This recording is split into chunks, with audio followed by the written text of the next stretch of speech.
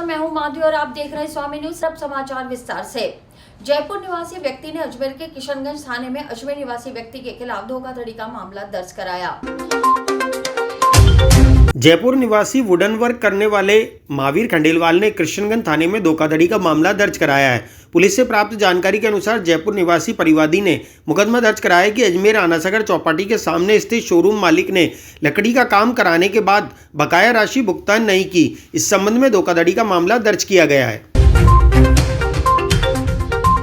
परिवादी हैं महावीर खंडेलवाल, जो कि कालवाड़ रोड जयपुर के रहने वाले हैं। इन्होंने एक प्रकरण थाना कृष्णगंज पर उपस्थित होकर के दर्ज करवाया, जिसमें इन्होंने बताया है कि मैंने एक काम वुडन वर्क का लिया था। दुकान है ऋतुराज यादव की। इसकी दुकान में मैंने वुडन वर्क किया था, जिसकी दुकान का नाम है GE armour beauty infinity, Anasagar Chowpatty के सामने लिंक रोड बाटा शोरूम के ऊपर का मैंने वुडन का वर्क लिया था। ऋतुराज यादव ने और मेरे बीच में, परिवादी के बीच में लगभग 11 लाख रुपए का एग्रीमेंट हुआ था, जिसमें से ऋतुराज यादव द्वारा लगभग 4.5 लाख रुपए का तो पेमेंट कर दिया गया है, लेकिन अन्य जो लगभग 7 लाख रुपए का पेमेंट था वुडन के काम का, वो नहीं किया गया है। इस तरीके से उन्होंने मेरे साथ धोखाधड़ी की है। इस तरीके का एक उन्होंने प्रकरण थाना कृष्णगंज में दर्ज करवाया, जिसका अनुसंधान ये लगभग लॉकडाउन से पहले है, 7-8 महीने हो चुके हैं, तब करवाया था। और जब काम कंप्लीट हो गया, उन्होंने आकर के देखा तो देखा कि पूरा शोरूम में बाकायदा उद्घाटन हो चुका है। और जब ऋतुराज यादव से पैसे मांगे कि बाकी बचे हुए पैसे, तो उसने मना कर दिया कि कोई पैसे नहीं है, आपका काम सही नहीं था। इस तरीके से उसके औजार भी नहीं दिए हैं जो कारपेंटर के रूप में वहाँ यूज हुए थे, और पैसे जो लगभग 7 लाख रुपए रह गए वो भी नहीं लौटा है। पुष्कर में मासूम नाबालिग बच्ची के साथ बलात्कार कर हत्या करने वाले आरोपी के खिलाफ पुलिस ने अदालत में आरोप पत्र पेश किए। पुष्कर में नाबालिग बच्ची के साथ बलात्कार के बाद हत्या करने वाले आरोपी के खिलाफ पुलिस ने त्वरित कार्रवाई करते हुए मात्र 60 घंटे में ही आरोप पत्र अदालत में प्रस्तुत किए और इस प्रकरण में 27 गवाह पुलिस द्वारा बनाए गए हैं। देखिए, नाबालिग के साथ दुष्कर्म व हत्या के मामले में पुलिस ने बहुत ही तत्परता और तीव्र गति से कार्रवाई करते हैं मात्र 60 घंटे के अंदर माननीय न्यायालय श्री राजेश चंद्र जी गुप्ता पोक्सो 2 जज साहब की अदालत में आरोप पत्र पेश किया। पुलिस की ओर से प्रकरण के अंदर लगभग 27 गवाह बनाए गए हैं। बिजली के बिल ज्यादा आने के विरोध में उपभोक्ताओं द्वारा हाथीभाटा पावर हाउस पर विरोध प्रदर्शन किया गया। बिजली के बिल पहले से ज्यादा बढ़कर आने पर उपभोक्ताओं द्वारा हाथीभाटा पावर हाउस कार्यालय पर विरोध प्रदर्शन किया गया। उपभोक्ताओं ने बताया कि बिजली के बिल भरने के बाद भी दोबारा से बिलों की राशि बढ़कर आई है। इस संबंध में वे लोग बिजली के बिल कम कराने आए हैं।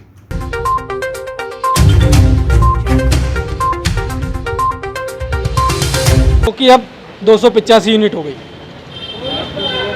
और इनसे बिल जमा कराने के बाद वापस बिल आ गया 2 महीने का। उस बिल के लिए इनका कहना है कि हमने पहले रीडिंग नहीं ली, अंदाजे से बिल दे दिया था, जो हमने उसको माइनस कर दिया। ये कह रहे हैं सर्दियों में कम होता है, बिजली में गर्मियों में बिजली खपत ज़्यादा हो जाती है।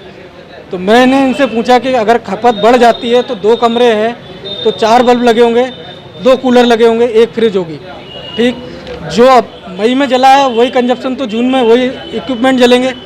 तो वो उस चीज़ को मानने को तैयार नहीं है। 6 गुना बिल करके दे दिया, बोले आपको जमा करना है। वाले ने कि अजमेर की आम जनता पब्लिक परेशान है। ये कह रहे हैं कि लॉकडाउन में हमने बिल भेजे, हम रीडिंग नहीं ले रहे हैं। क्यों भाई रीडिंग क्यों नहीं ली तुमने? बिल क्यों भेजा हमारे घर पे? जब तुम रीडिंग नहीं लेने आए तो बिल क्यों भेजा हमारे घरों में?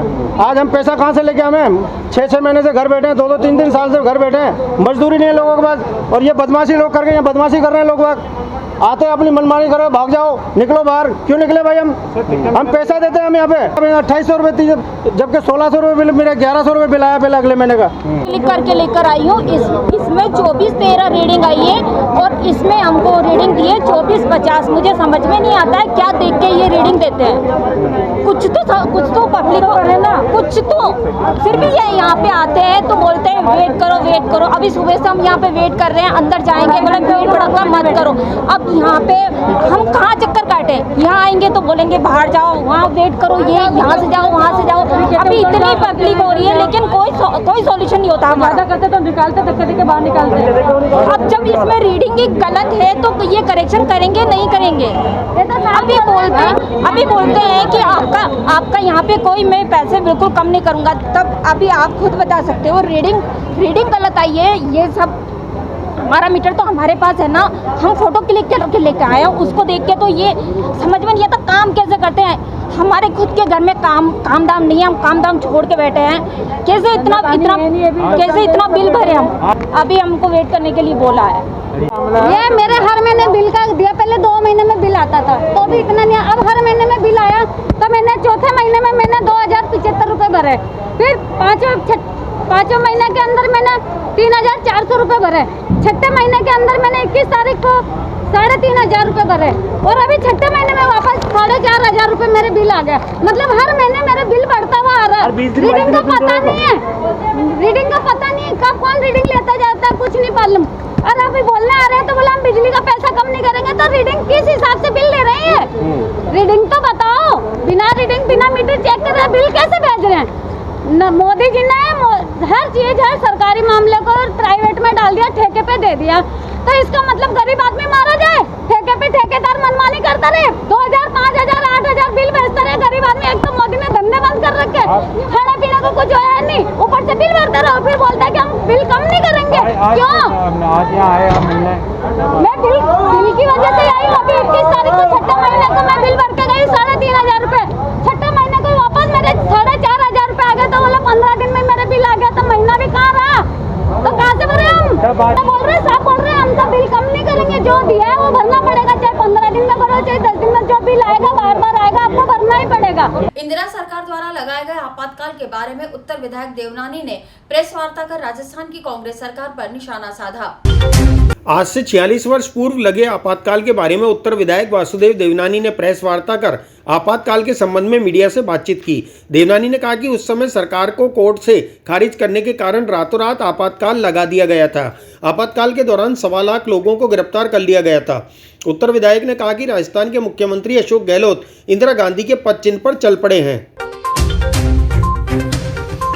46 वर्ष पूर्व 25 जून 1975 को अपने पद लोलुपता के कारण अपने पद को बचाने के लिए इंदिरा गांधी ने देश को आपातकाल लगा दिया। चूँकि 12 जून 1975 को उनका चुनाव हाई कोर्ट ने रद्द कर दिया था, उसमें 6 साल तक वो चुनाव नहीं लड़ सकें, इसका प्रोविज़न किया। इंदिरा गांधी सुप्रीम कोर्ट में गई तो भी 24 जून 1975 को उनको कोई राहत नहीं मिली। अपने पद बचाने के लिए उन्होंने ये आपातकाल लगाया, जिसमें मीडिया की सेंसरशिप भी लगा दी और मीडिया के कई लोगों को जेल में भेज दिया, राष्ट्रीय नेताओं को जेल भेज दिया गया और साथ में न्यायपालिका का भी उन्होंने किया। ऐसा सारे मौलिक अधिकारों को समाप्त करते हुए किसी को भी अदालत से राहत न मिले, ऐसे उसने कानून पारित किए। और मैं समझता हूँ कि उस वह दृश्य 19 महीने का लोगों ने सत्याग्रह करके इस लोकतंत्र को बचाया। कई जवान पीढ़ी ने अपने वहाँ पे गिरफ्तारियाँ दी। DIR और मीसा के अंतर्गत 1.25 लाख से अधिक लोग गिरफ्तार हुए। इतने सारे के बावजूद उसमें दृश्य को देखते हुए ये लोकतंत्र की 19 महीने की लड़ाई हमारे नेताओं ने लड़ी और उन पर जबरन कई अत्याचार हुए और राजनीतिक दलों के कार्यालय एक तरह से छापे लगाए गए, लूट लिए गए, जला दिए गए और न्यायाधीशों के खिलाफ धरने प्रदर्शन और उनके पुतले तक जलाए गए। न न्यायपालिका में विश्वास, न जो है संसद में विश्वास, न किसी प्रकार का अन्य मीडिया पे विश्वास। इस तरह की तीनों को उन्होंने कमज़ोर किया और आज मुझे लगता है राजस्थान के अशोक गहलोत भी इंदिरा गांधी के पद चिन्हों पर चल पड़े हैं और उसी अपने पद को बचाने के लिए, जैसे उन्होंने अपने पद को बचाने के लिए किया, अशोक गहलोत भी अपने पद को बचाने के लिए आज 32 दिनों तक तो उन्होंने इस प्रकार का जेल ही कहा जाना चाहिए, उन्हें बाड़ेबंदी और किलेबंदी की और उसके बाद उन्होंने मीडिया में भी इस प्रकार के समाचार किए और आज टैपिंग भी उसी के आदेश पर जिस प्रकार के आरोप कांग्रेस ही लगा रहे हैं, पहले तो कोई और लगा रहे थे और फिर 18-19 लोग जो बाहर चले गए इनसे, जो शायद अब वापस लौट आए, उन पर राजद्रोह के मुकदमे तक लगाए गए। तो राहतद्रोह के मुकदमे लगाना और फ़ोन टैप के बातें करना और विधायकों को बाड़ेबंदी किलेबंदी में रख करके और सीधा विधानसभा ला करके उनसे अपने समर्थन में वोट डलवाना, यह इस प्रकार का दृश्य खड़े करता है। मैं समझता हूँ कि एक प्रकार मिनी आपातकाल की ओर राजस्थान की बढ़ चला है। इसलिए जनता से और मीडिया से मैं आह्वान करता हूँ कि उस समय के इंदिरा गांधी के खिलाफ जिस तरह से आंदोलन हुआ और उसी तरह से राजस्थान की जनता भी जागरूक होकर के इन बातों का विरोध करते हुए लोकतंत्र की रक्षा के लिए आगे आएँ। राजस्थान में लोकतंत्र बचे उसके लिए आवश्यक है हम सब लोग संगठित होकर के इस प्रकार की गैर कानूनी गतिविधियों पर रोकें और जनता को जागरूक बनाएं। इसलिए आज हमने इस दिवस को काला दिवस के रूप में मनाने का तय किया है और बिना सुनवाई के लोगों को अपदस्थ करना यह भी सरकार का काम किया। जयपुर उसका एक उदाहरण है। मैं समझता चारों ओर से अशोक गहलोत और ऐसा मुझे कोई नहीं मिला मुख्यमंत्री या कोई व्यक्ति जो कि कोरोना से मुक्त होकर के 42 दिन के बाद अपने आप को 60 दिन के लिए क्वारंटाइन कर ले। ऐसे किस डॉक्टर के कहने से किया? आज तक कोई डॉक्टर सामने नहीं आया। यानी इस प्रकार का अपने राजनीतिक केवल अंदर से बैठ करके और बाहर लोगों के ऊपर अंकुश लगाना का जो प्रक्रिया शुरू की है वह निंदनीय है, शर्मनाक है। अतः आज के दिन मैं ये अपील करना चाहूँगा हम सब लोग लोकतंत्र की रक्षा के लिए मीडिया भी आगे आए और लोग हमारे साथी भी आगे आए, सारे विपक्षी दल भी आगे आए। हम सब लोग मिलकर के लोकतंत्र की रक्षा करें क्यों भारत की जड़ में लोकतंत्र की आस्थाएं बहुत गहरी हैं। इस प्रकार हम देश बर्दाश्त नहीं करेगा, जनता बर्दाश्त नहीं। कृषि विभाग के कर्मचारियों की 9 सूत्रीय मांगों को लेकर एकीकृत महासंघ द्वारा कलेक्टर को ज्ञापन दिया गया। कृषि विभाग के कर्मचारियों द्वारा अपनी 9 सूत्री मांगों को लेकर कलेक्टर को ज्ञापन दिया गया। इस संबंध में महासंघ के अध्यक्ष ने कहा कि राज्य के कृषि विभाग का राज्यकर्मी कृषि पर्यवेक्षक जो राज्य की गांव-गांव ढाणी-ढाणी से हर समय किसानों के साथ रहता है, केंद्र में राज्य सरकार की हर योजना को किसानों तक समय पर पहुंचाता है। इसलिए मुख्यमंत्री से निवेदन है कि वे मांगों पर विस्तृत संज्ञान लें।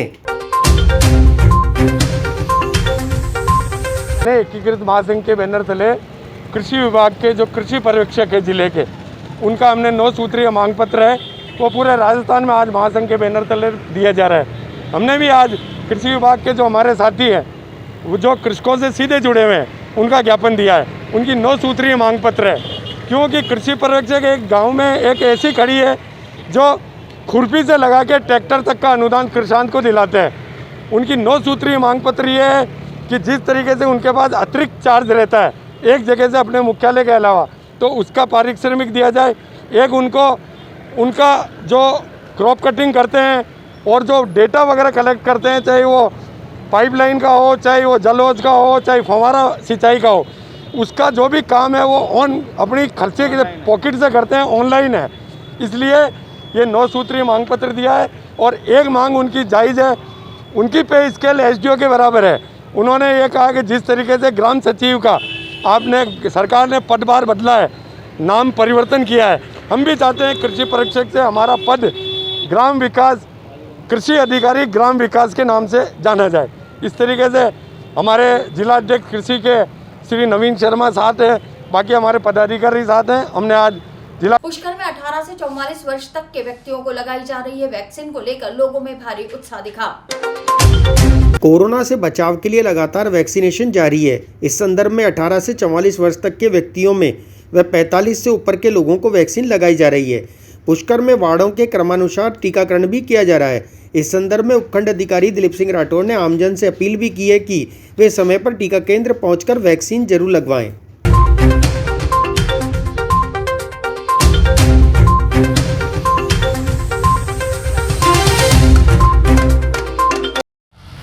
देखिए, अभी जो पहले 18 प्लस और 45 प्लस का अलग अलग वैक्सीनेशन हो रहा था, ये 21 जून के बाद में सबका एक ही कॉमन प्लेटफॉर्म हो गया है और किसी भी आयु वर्ग के लोग जो 18 वर्ष से अधिक हैं, चाहे वो फर्स्ट डोज हो चाहे सेकंड डोज हो, कहीं पे भी जाके अपना वैक्सीनेशन करवा सकते हैं। और जब से ये 18 प्लस का वैक्सीनेशन शुरू हुआ, इवन हमने 45 प्लस में भी ये किया था। हम वार्ड वार टारगेट कर रहे हैं, जैसे हमारे पुष्कर में 25 वार्ड्स हैं, तो उसमें से ऑलमोस्ट 10 वार्ड्स का ख़त्म हो चुका है और हर दिन हम वैक्सीन की अवेलेबिलिटी के हिसाब से एटलीस्ट 3 से 4 सेंटर पुष्कर टाउन में बनाते हैं। और जो भी ग्रामीण क्षेत्रों में पीएससी नांद और पीएससी कड़ेल के तत्वाधान में अलग अलग ग्राम पंचायतों के स्तर पे भी हम वैक्सीनेशन करवा रहे हैं। आज भी हमारे यहाँ पे 3 साइट चल रही है। एक यहाँ पे CSC में चल रही है, एक संस्कृत विद्यालय में चल रही है और एक रणछोड़ दास स्कूल में चल रही है। तो मेरा आप लोगों के माध्यम से लोगों से ये अपील है कि अभी भी बहुत सारे लोग कुछ मिसकंसेप्शन और भ्रांतियाँ लेके बैठे हुए हैं कि टीका लगाने से उनको कुछ नुकसान हो जाएगा या कुछ मेजर साइड इफ़ेक्ट्स हो जाएंगे, जबकि ऐसा कुछ है नहीं। हमने पहले भी एक रिटर्न में एक अपील 1-2 दिन पहले जारी की थी, उसमें क्वेश्चन आंसर फॉर्मेट में भी लोगों के भ्रांतियाँ और उनके जो डाउट्स थे उनको दूर करने के लिए प्रयास किए थे। तो इसी संदर्भ में मैं एक बार पुनः आप लोगों के माध्यम से ये आह्वान करना चाहूँगा, लोगों से अनुरोध करना चाहूँगा कि वो लोग जहाँ पर भी उनका वैक्सीनेशन साइट डिसाइड होती है और इवन जहाँ नहीं भी होती है तो वो जहाँ चाहें वहाँ पर भी आके और वैक्सीनेशन करवाएं, क्योंकि जब आप टीकाकरण करवाएंगे तभी इस कोविड संक्रमण से या इस महामारी से बच सकते हैं। और रिसेंटली हमने ये देखा भी है, जो सेकंड वेव आई थी वो बहुत ही ज़्यादा घातक थी, लेकिन उसमें भी हमने देखा जिन लोगों ने टाइमली टीकाकरण करवा लिया था उन लोगों के उतने सीरियस कंसर्न नहीं हुए थे और उसमें से मोर्टेलिटी रेट ऑलमोस्ट 0 था।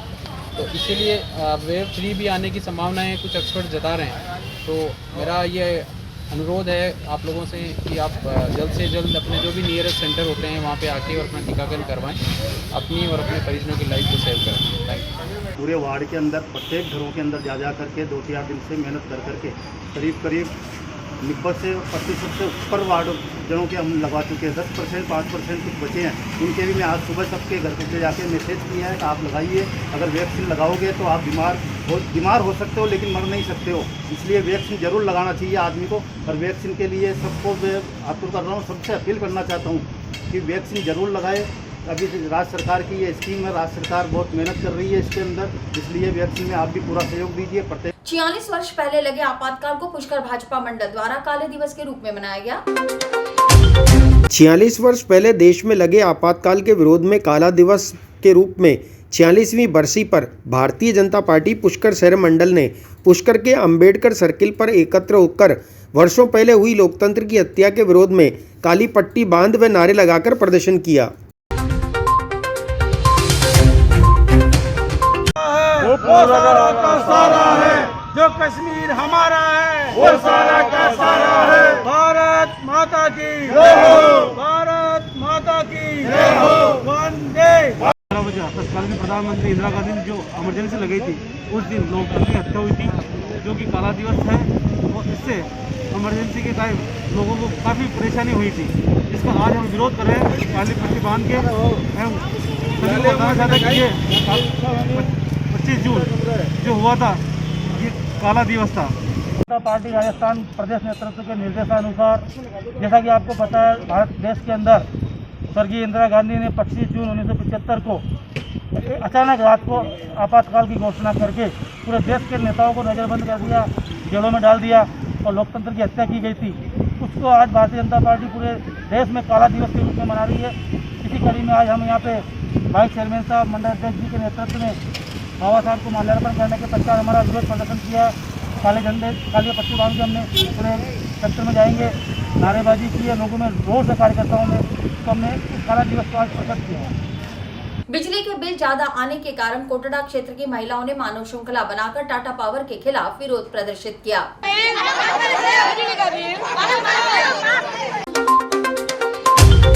लॉकडाउन के बाद बिजली के बिल ज्यादा आने के कारण कोटड़ा में रहने वाली महिलाओं ने टाटा पावर के खिलाफ विरोध प्रदर्शन किया और बिजली के बिल वापस लेने की भी मांग की।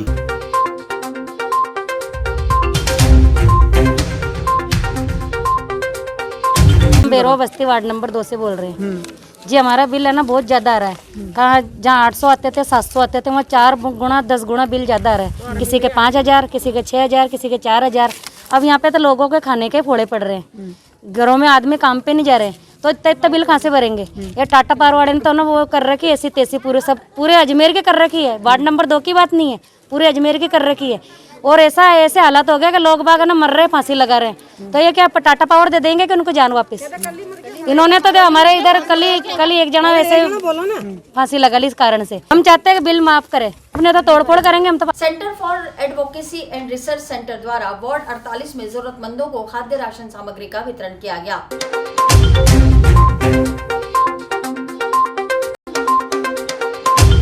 वार्ड 48 में जरूरतमंदों को centre for advocacy and research centre जिला विधिक प्राधिकरण द्वारा राशन सामग्री के किट बांटे गए।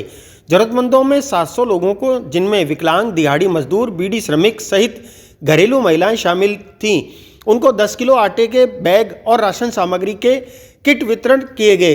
इस अवसर पर पार्षद चंचल बैरवाल ने भी सहयोग किया।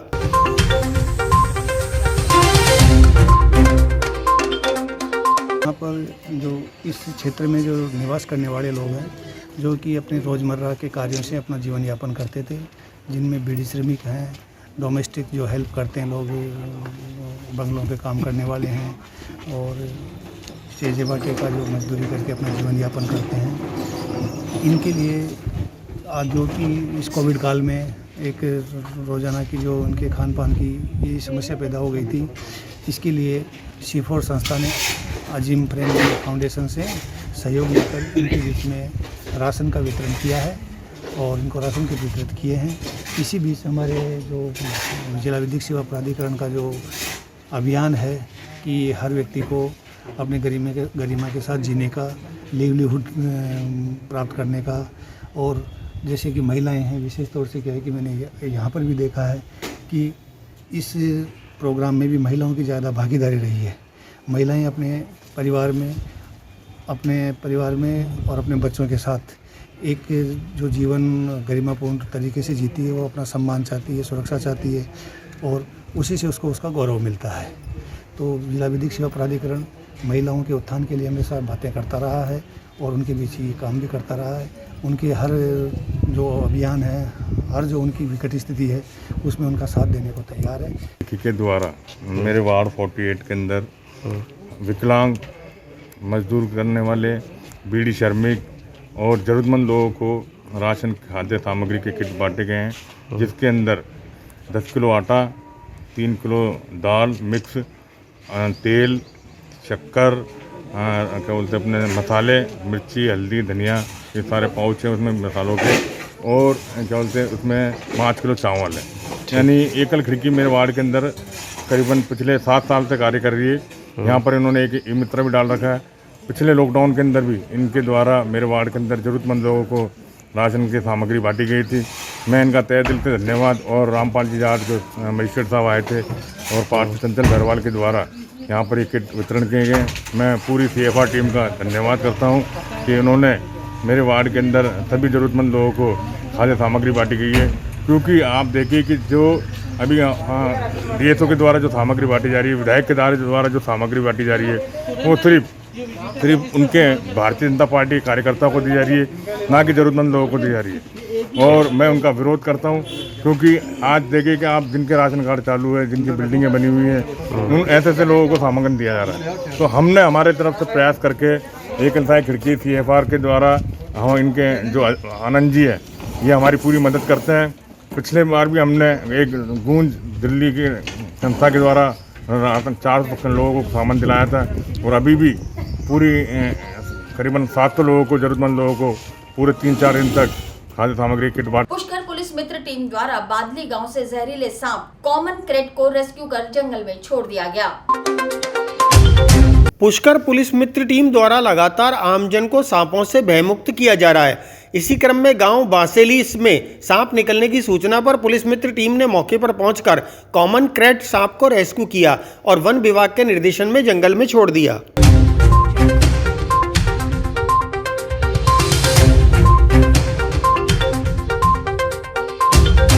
पुष्कर टीम का धन्यवाद देना चाहता हूँ। आज बासली में कमला नर्सरी में एक बाथरूम के अंदर 5 फीट का जहरीला सांप पकड़ा था। तो यहाँ हमारे लेबर वगैरह रहती है, तो सुबह से 4-5 बार दिख चुका है। तो मैंने पुष्कर मित्र टीम को फ़ोन करके बुलाया रहा, उन्होंने सांप पकड़ा। इनके लिए बहुत बहुत धन्यवाद सर। अभी पुष्कर के नज़दीकी ग्राम में एक फ़ोन पे सूचना मिली थी कि कोई सांप आ गया बाथरूम में, तो उसके लिए टीम पुलिस मित्र अपने साथियों के साथ वहाँ पहुँची और देखा कि एक कॉमन क्रेट जो भारत में सबसे जहरीले सांपों में एक आता है, उसका वो वहाँ पे था। उसको टीम पुलिस मित्र ने रेस्क्यू किया और सुरक्षित वन क्षेत्र में छोड़ दिया, और आसपास जो परिवारजन थे उनको भयमुक्त करके रात। और इसी के साथ ये समाचार बुलेटिन नहीं समाप्त होते हैं। मुझे दीजिए इजाजत, देखते रहें स्वामी न्यूज़।